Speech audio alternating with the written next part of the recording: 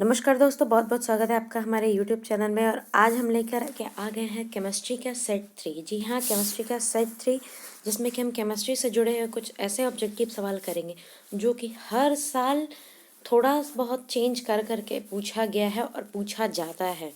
तो इसीलिए आप इसे इग्नोर नहीं करेंगे और सारे सवाल और उनके आंसर साथ ही साथ करते चलेंगे। तो आइए देखते हैं हमारा पहला सवाल। और पहला सवाल है, निम्न क्रमबद्ध प्रतिक्रिया में x है, आपको बताना है in the reaction sequence x क्या है। तो आपको बताना है, तो निम्न जो प्रक्रिया है इसमें x जो होगा, x की जगह पे ऑप्शन ए यानी कि विकल्प क में जो दे रखा है वो होगा, यानी C6H5 C O double bond O C bond CH3, यानी कि विकल्प क हमारा बिल्कुल सही है। आइए हम साथ साथ टिक करते चलते हैं। अगला सवाल देखेंगे और अगला सवाल हमारा है, LiAlH4 द्वारा इनमें से कौन अकृत नहीं होगा, which will not be reduced by LiAlH4। आपको बताना है कि LiAlH4 की मदद से इनमें से कौन सा जो है रिड्यूस नहीं होगा। तो ऑप्शन डी यानी विकल्प घ हमारा बिल्कुल सही है। अगला सवाल देखेंगे और अगला सवाल है हमारा, एक कार्बनिक यौगिक विक्टर मेयर जांच में खून के जैसा लाल रंग उत्पन्न करता है। जब इस यौगिक को कॉपर नली से 300 डिग्री सेल्सियस पर प्रवाहित किया जाता है तो उत्पन्न यौगिक है। An organic compound gives blood red colouration with Victor Meyer's test when this compound vapour is pass through CU tube at 300 degree Celsius produces. क्या प्रोड्यूस होगा आपको बताना है। तो सबको पता होना चाहिए, एल्डिहाइड प्रोड्यूस होता है। एल्डिहाइड यानी कि विकल्प क हमारा बिल्कुल सही है। अगला सवाल देखेंगे और अगला सवाल है हमारा, ऊपर आपको एक रिएक्शन दे रखा है और पूछ रहा है कि इस प्रतिक्रिया में x क्या है। आपको यहाँ पे कंपाउंड x बताना है। तो कंपाउंड x जो हमारा होगा वो ऑप्शन ए बिल्कुल सही है, यानी कि विकल्प क में जो दिया है वो आपका कंपाउंड x हो जाएगा।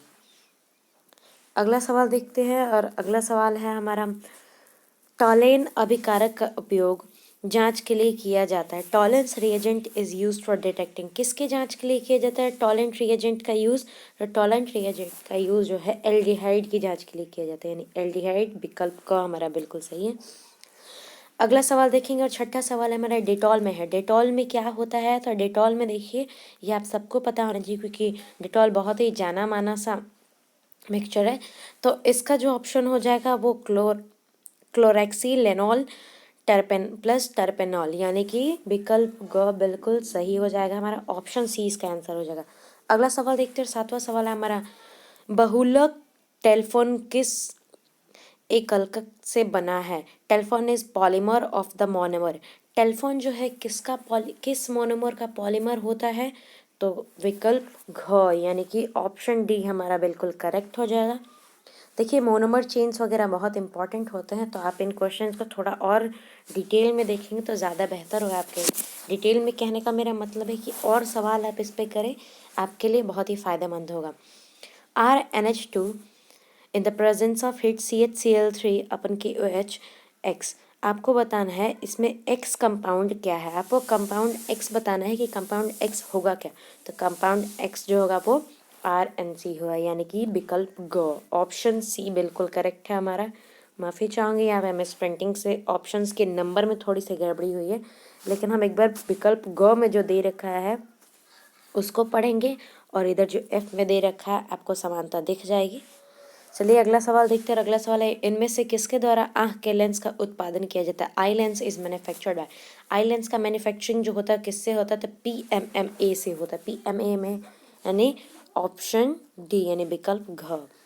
अगला सवाल देखेंगे दोस्तों और अगला सवाल है, इनमें से कौन यौगिक किंजारो प्रक्रिया नहीं दिखलाता। Which compound does not performs Cannizzaro reaction among. इसमें से कौन सा जो है किंजारो रिएक्शन नहीं दिखाता है। तो हमारा ऑप्शन सी हो जाएगा, यानी CH3CHO विकल्प ग हमारा बिल्कुल सही है। अगला सवाल देखेंगे और अगला सवाल है, कौन यौगिक गर्म होने पर रंगहीन गैस नहीं देता है। विच compound does not give colourless gas. देखिए, आपको बताना है कि किस कंपाउंड से जो है गर्म होने पे जो है रंगहीन गैस नहीं निकलता है। तो NaNO3 जो है हमारा सही ऑप्शन है, विकल्प ख हमारा उत्तर हो जाएगा।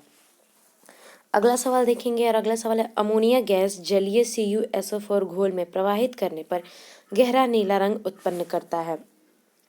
उत्पन्न गहरा नीला रंग का अनुसूत्र है। Ammonia gas is produced through aqueous CuSO4 solution produce deep blue coloration. The molecular formula form deep blue coloration is ये जो ब्लू कलर फॉर्म होता है इसका मॉलिक्यूलर फार्मूला आपसे पूछ रहा है तो बिल्कुल आपको सीधे सीधे दिख रहा होगा। विकल्प ग में आपको आंसर दे रखा है तो हम इसे बिना समय गंवाए टिक कर लेंगे। विकल्प ग उत्तर हो जाएगा यानी ऑप्शन सी आंसर हो जाएगा हमारे 12वें सवाल का। अगला सवाल देखते हो 13वां सवाल है क्लोरीन को तनु NaOH के घोल से प्रवाहित करने पर प्राप्त होता है। Chlorine gas is pass through the dilute NaOH solution the compounds formed are. कौन सा कंपाउंड फॉर्म होता है तो जो कंपाउंड फॉर्म होगा वो होगा NaCl NaOCl यानी ऑप्शन सी विकल्प ग बिल्कुल सही है। अगला और 14वां सवाल हमारा सोडियम को अमोनिया गैस के साथ गर्म करने पर उत्पन्न यौगिक है। Sodium is heated with ammonia gas the produce compound is. कौन सा कंपाउंड प्रोड्यूस होता है तो NaNH2 प्रोड्यूस होता है। NaNH2 यानी विकल्प ख कहिए या ऑप्शन बी कहिए। अगला सवाल हमारा P4O6 P4O6 में कितने PO बॉन्ड बंधन एवं इलेक्ट्रॉन का निर्जन जोड़ क्रमशः है। How many PO bond and lone pair of electrons respectively are present in P4O6 molecule? आपको बताना है तो इसका ऑप्शन हमारा सी हो जाएगा। विकल्प ग 12 और 16 क्रमशः होते हैं। अगला सवाल देखेंगे और अगला सवाल है हमारा इनमें से कौन अनुचुंबकीय नहीं है। विच of the following is not paramagnetic. तो पैरामैग्नेटिक इसमें से कौन सा नहीं है तो हमारा ऑप्शन बी हो जाएगा ना विकल्प ख जो है वो पैरामैग्नेटिक नहीं होता है। अगला सवाल देखेंगे जल धातु क्रम विधि द्वारा धातु का निष्कर्षण आधारित है। Hydrometallurgical process of extraction of metal is based on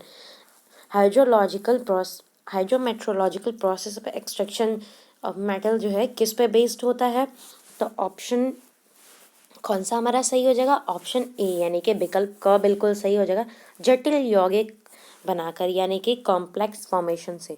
18वां सवाल है FeCO5 में प्रसंस्करण है the hybridisation in FeCO5 is. Hybridisation बताना है आपको तो 18 का ऑप्शन बी यानी कि ख बिल्कुल सही हो जाएगा। क्या होता है sp3d। अगला सवाल देखते हैं। अगला सवाल है 1 ग्राम धातु ion M2 plus 1.81 into 10⁻22 electron द्वारा डिस्चार्ज होता है तो धातु का परमाणु भार क्या है। 1 gram metal ion M2 plus was discharged by passing of 1.81 into 10⁻22 electrons. What is the atomic weight of metal? आपको मेटल का एटॉमिक वेट बताना है तो ऑप्शन सी। आप इसको एक बार हल भी करके देख लेंगे। हम ऐसे आंसर बता देते हैं विकल्प ग बिल्कुल सही है। अगला सवाल देखते हैं 20वां सवाल है हमारी स्क्रीन पे और ये है यदि हाइड्रोजन गैस का दाब एक वायुमंडलीय दाब से बढ़ाकर 100 वायुमंडलीय दाब कर दिया जाए तो हाइड्रोजन अर्धसेल का अवकरण विभव में परिवर्तन 25 डिग्री सेल्सियस पर होगा।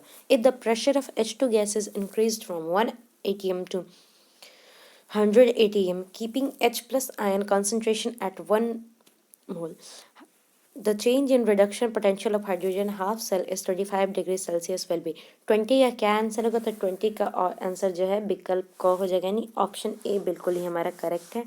अगला जो कि क्या है ऑप्शन ये हमारा है 0.059 भी वोल्ट। अगला सवाल देखते हैं और अगला सवाल हमारा है प्रतिक्रिया के प्रथम कोटि में किसी प्रकार का सांद्रण 0.8 मोल से 0.4 मोल होने में 15 मिनट लगता है। उसी प्रतिक्रिया में प्रतिकारक का सांद्रण 0.1 मोल से 0.025 मोल होने में कितना समय लगेगा। आपको बताना है in the first order reaction the concentration of the reactant decreases from 0.8 mole to 0.4 mole in 15 minutes. The time taken for the concentration of change from 0.1 mole to 0.025 मोल। अब आपको बताना है कि इसका आंसर क्या होगा तो 21 का जो हमारा आंसर होगा वो ऑप्शन ए हो जाएगा यानी कि 30 मिनट्स यानी 30 मिनट आपको लगेंगे। अगला सवाल देखते हैं और 22वां सवाल हमारा है 22वां सवाल हमें कौन सा ग्राफ प्रतिक्रिया कि शून्य कोटि प्रतिक्रिया को प्रदर्शित करता है। Which graph represent zero order reaction, zero order reaction को कौन सा शो करता है, तो ग्राफ डी यानी विकल्प ग बिल्कुल सही है। अगला और 23वां सवाल देखते हैं। एचसीपी संरचना में पैकिंग विभाजन होता है। The HCP structure the packing fraction is, आपसे पैकिंग फ्रैक्शन पूछा जा रहा है HCP में, तो पैकिंग फ्रैक्शन जो होता है वो 0.74 होता है, यानी विकल्प ख हमारा बिल्कुल सही है। अगला और 24वां सवाल देखते हैं। किसी रवा में बिंदु डिफेक्ट उसके घनत्व को घटा देता है तो उसे कहता है the point defect that lowers density of crystal is called. जो पॉइंट डिफेक्ट को घटा देता है उसको हम क्या कहते हैं, तो 24 का ऑप्शन ए बिल्कुल सही है। स्कॉटकी रिएक्शन बोलते, क्या बोलेंगे हम उसको, स्कॉटी रिएक्शन बोलेंगे। फिर से हम लोग एक बार इसको टिक कर लेते हैं। अगला सवाल देखेंगे और अगला सवाल हमारा निम्नलिखित में किस विधि में उत्प्रेरक का उपयोग नहीं होता है। In which of the following process the catalyst is not used, किसमें उत्प्रेरक का इस्तेमाल नहीं होता है, तो सोलवे प्रोसेस में। सोलवे प्रोसेस में जो है उत्प्रेरक यानी कैटलिस्ट की ज़रूरत नहीं पड़ती है। अगला और 26वां सवाल देखते हैं। फ्रेंडलिस आइसोथर्म है, आपको बताना है फ्रेंडलिक एड्जॉर्प्शन आइसोथर्म इज क्या होता है, तो 26 का जो है ऑप्शन डी बिल्कुल यानी विकल्प घ सही हो जाएगा। इनमें से सारे होते हैं। अगला और 27वां सवाल देखते हैं। 373 डिग्री केल्विन निम्न पर ग्लूकोज के तनुघोल का वाष्प दाब 750 mm है, तो घुल्य का अनुप्रभाज है। The vapour pressure of dilute solution of glucose is 750 mm of mercury at 373 degree Celsius. Sorry, Kelvin. The mole fraction of solute is, आपको बताना है solute का जो मोल फ्रैक्शन होगा वो क्या होगा। तो दोस्तों मोल का जो सोल्यूट फ्रैक्शन होगा वो ऑप्शन डी यानी कि 1/76 यानी विकल्प घ हमारा बिल्कुल सही है। और आज का आखिरी सवाल हम देखेंगे और आखिरी सवाल हमारा है। निम्नलिखित में कौन कोलिगेटिव गुण नहीं है। विच of the following is not a colligative property. देखिए कोलिगेटिव प्रॉपर्टी से तो हर साल कोई ना कोई सवाल आता ही है, तो इसको बहुत ही ध्यान से आप लोग देख लीजिएगा। कोलिगेटिव प्रॉपर्टी बहुत ही इम्पॉर्टेंट टॉपिक है जो कि बिहार बोर्ड हर साल पूछता है। बिहार बोर्ड ही नहीं, CBSE के लिए भी बहुत इम्पॉर्टेंट क्वेश्चन है। तो इसका जो हमारा आंसर है विकल्प ग हो जाएगा। और मैं चाहूँगी कि आप लोग एक बार इसको खुद से कोलिगेटिव प्रॉपर्टी को अच्छे तरीके से पढ़ें और सारे के सारे आंसर्स करें।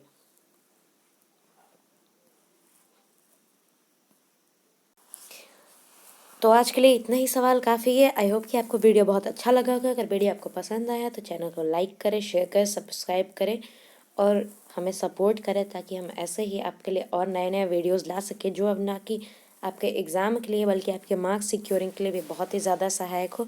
और आप भी इन्हें प्रैक्टिस करते रहें, याद करते रहें। मुझे उम्मीद ही नहीं, पूरा विश्वास है आप सब बहुत अच्छा करोगे अपने पेपर में। बहुत बहुत धन्यवाद आपका।